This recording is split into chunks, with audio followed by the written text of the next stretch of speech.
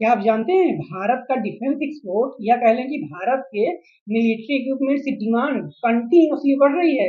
जो 2013-14 के financial year में 686 करोड़ था, वह 2025-26 के फाइनेंशियल ईयर में आते आते 38,400 करोड़ के पार पहुंच गया है। समझ रहे हैं ना कितनी कमाल की बात है।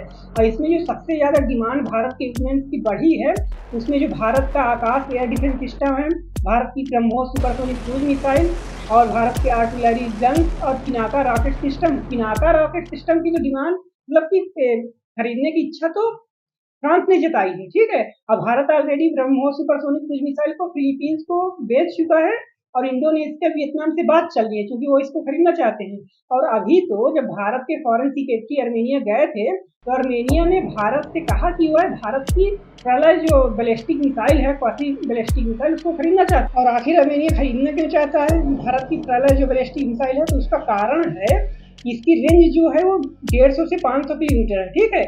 और ये इतना प्रिसीजन स्ट्राइक कर सकती है कि इसको किसी भी दुश्मन देश का रडार सिस्टम भी इसको प्रिडिक्ट नहीं कर पाएगा। ठीक है, इसको ट्रेस नहीं कर पाएगा। और ये मिलिट्री एयरबेस को, कम्युनिकेशन सेंटर को ध्वस्त कर सकता है। इसलिए आर्मेनिया इसको खरीदना चाहता है।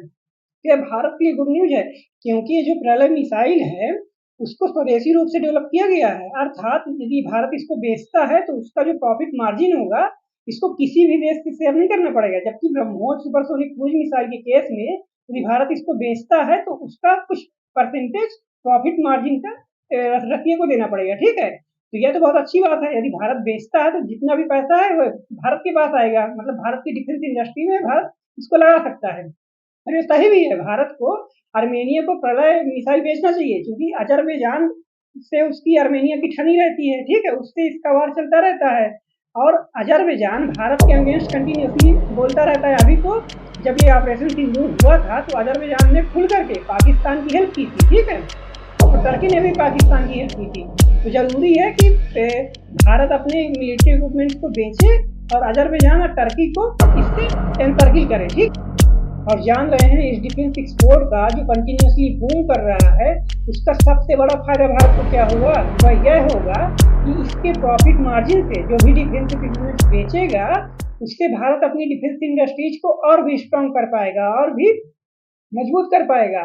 और जो भारत अभी एयरक्राफ्ट के जो इंजन है जो अभी बनाने में ये असफल रहा है, इसमें कार्य कर रहा है, उसको गति देने में और भी आसानी होगी। क्यों?